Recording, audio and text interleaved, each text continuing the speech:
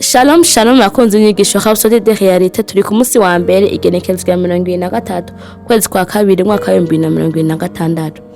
Je muri kumwe Adele Ange inamugisha. Ijambo twishimikiza uyu munsi mwimenyereze ico muri co.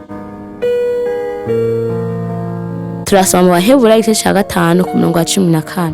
Ariko ivyo kurya bigumye ni ivy'abakuze bafise ubwenge, maze kubwo kwama bukoresha bumogorera gutandukanya ikibi n'iciza.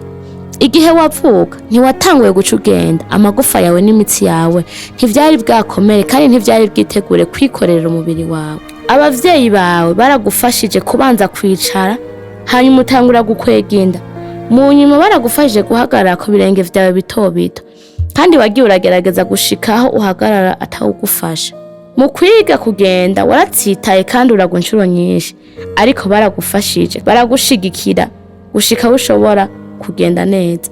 Ubu uragenda atano kuvyibazako. Niko no gukura mu vy'impwe mu bikorwa, ntimukavuge muti iyo wandi umwana w'Imana vy'ukuri, kuko ibintu bitagenda nkuko mvyipfuza. Kuri umwana w'Imana ntivyibazwako, impwe mu bwayo irashingira intaye ku mpwe yacu yuko turabana b'Imana. Ni ikibazo cyo kwigishwa no kumenyerezwa, si ikibazo cyo kurinda. Mutegerezwa kwigishwa mu bugororotsi no mu nzira z'ubwami bw'Imana. Mutegerezwa kwimenyereza ijambo ry'Imana. Nkuko mwagiye murakomera buhoro buhoro mu mubiri, niko no mu vy'impwemu. Ariko ibifungurwa bikomeye nivyo abakuze abamenyereje ubwenge bwabo ko bwama bukoresha kugira ngo bashobore gutandukanya ikibi n'iciza. Mukwiye kwimenyereza ijambo ry'Imana, ubuzima bwa Gikristo n'ubuzima bwo gushira ijambo mu ngiro. Cubahiro kibi c'Imana. Kwimenyereza ijambo no kurikora.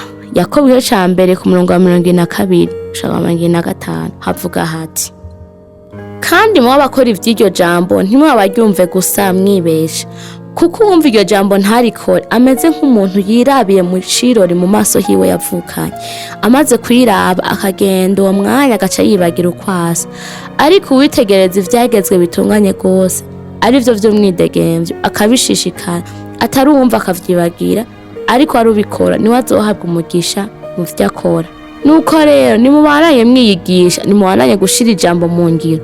Turabakora ijambo sabaryumva gusa, mubandanye kwimenyereza ico muri Kristo, gushikaho mubibamwe atanguvu canke agahada. Mumenyereze ububasha bwanyu bwavuye ku Mana, mumenyereze umunezero, amahoro n'urukundo, mumenyereze ukwizera, nimugende mu ntsinzi, mu gusagamba no mu buzima bwiza. Iyo mumenyereye ivyo, bibi bisanzwe kuri mwebwe nkuko guhema ari bisanzwe. Turaja muri ca kabiri arico isengesho. Data nkunda, ndagushimiye yuko umpindero n'inyigisho biciye mu ijambo ryawe no muri mpwemu wawe. Ndagenda mu nzira y'ubugororotsi, genda mu kuri kwawe, kandi nkora nk'uko ubwami bwawe bubibona. Ukwizera kwanje kurakomera, ubumenyi bwanje buragwira, kandi mbaho iminsi yose mu kunesha no mu gutsinda. Mba muri we kandi nkabeshwa n'ijambo ryawe, mu izina rya Yesu, amen. Twizera ko mwahezagiwe n'iyo nyigisho. Turabatumira kugira Yesu Kristo umwami w'ubuzima bwanyu mu gusenga gutya: Mwami Imana, ndizera n'umutima wanje wose muri Yesu Kristo, umwana w'Imana nzima.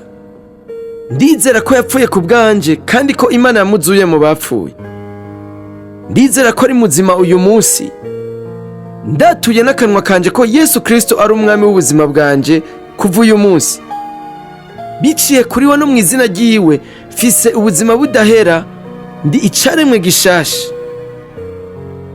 Ndagushimiye Mwami ko kijije umushaha wanje, ubu ndi umwana w'Imana. Aleluya! Turagukeje, ubu uri umwana w'Imana. Ukeneye impanuro zo gukura nk'umukristo, twakure kuri 61 40 ubusa 14.